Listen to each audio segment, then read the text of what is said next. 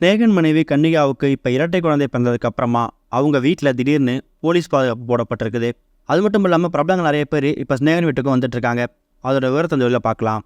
தமிழ் சினிமாவில் எக்கச்சக்கமான பாடல்களை எழுதி இன்னொரு பக்கம் பிக் பாஸ் சீசன் 1லையும் கலந்துக்கிட்டு அது மூலயமா தனக்கும் இடத்தை பிடிச்சிருக்கக்கூடியவர் தான் ஸ்நேகன். ஸ்நேகனுக்கும் பிரபலமான நடிகையாக இருக்கக்கூடிய கன்னிகாவுக்கும் 2021 வருஷம் திருமணம் நடந்துச்சு.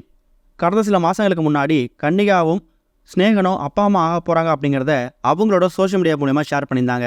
அதுக்கப்புறமா இவங்க 2 பேருக்கான வளையாப்பு சம்பந்தமான ஃபோட்டோஸ் சோஷியல் மீடியா ஃபுல்லாக வைரலாக பரவ ஆரம்பிச்சது. இந்த நிலையில் ஜனவரி 25 இந்த தம்பதிக்கு அழகான இரட்டை பெண் குழந்தைகள் பிறந்திருக்குது. இறந்து போன தான் அம்மாவே 2 குழந்தைகளாக வந்திருக்காங்க அப்படிங்கிற மாதிரி ரொம்ப சந்தோஷமாக ஸ்நேகன் வந்துட்டுருக்காரு.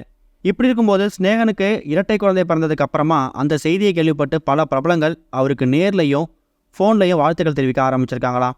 ஸ்நேகனை பொறுத்த வரைக்கும் தமிழ் சினிமாவில் பல பாடல்கள் எழுதியிருக்காரு. அந்த பாடல்கள் எழுதப்பட்ட அந்த படத்தோட ஹீரோ எல்லாமே பெரிய பெரிய டாப் ஹீரோஸ்.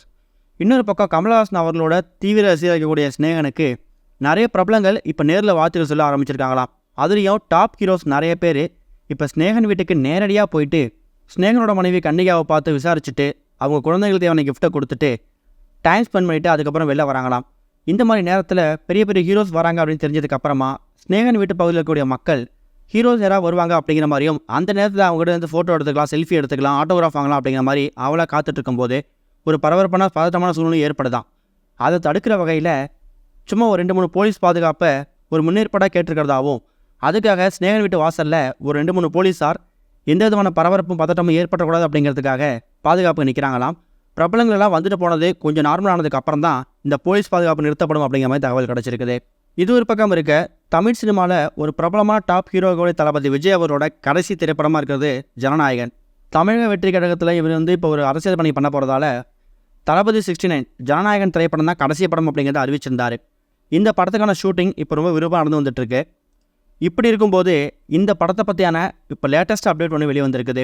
2025 வருஷம் அக்டோபர் மாதம் தீபாவளி ஃபெஸ்டிவலுக்கு இந்த படம் ரிலீஸ் ஆகும் அப்படிங்கிற மாதிரி ஏற்கனவே அறிவிச்சிருந்தாங்க.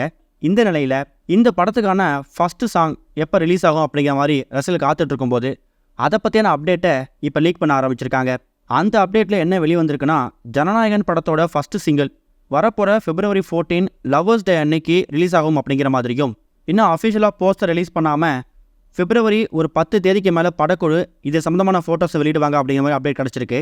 அரசியல் பின்னணியை மையமாக வச்சு உருவாகக்கூடிய இந்த திரைப்படத்தில் பாடல்கள் என்ன மாதிரி வரப்போது எதிர்பார்ப்பு இப்போ ரசிகர் மத்தியில் அதிகமாக இருக்குது. இது வரைக்கும் கனெக்டிங் டிவிக்கு சப்ஸ்கிரைப் பண்ணனா மறக்காமல் சப்ஸ்கிரைப் பண்ணிக்கங்க. உடனடி அப்டேட்ஸ் பெறுவதற்கு நோட்டிஃபிகேஷன் பெல்லையும் கிளிக் பண்ணிக்கங்க.